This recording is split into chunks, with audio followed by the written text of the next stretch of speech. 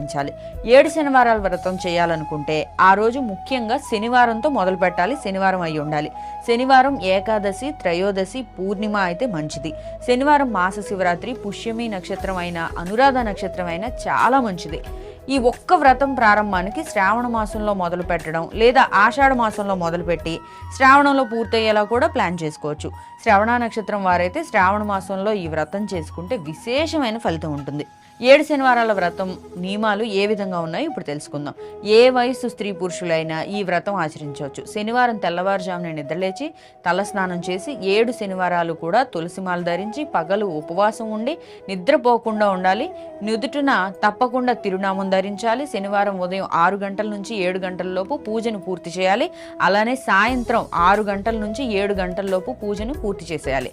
ప్రతి వారం ఒక అతిథిని పిలిచి ఆ గోవిందుడిగా భావించి అరిటాకులో గాని విస్తరాకులో గాని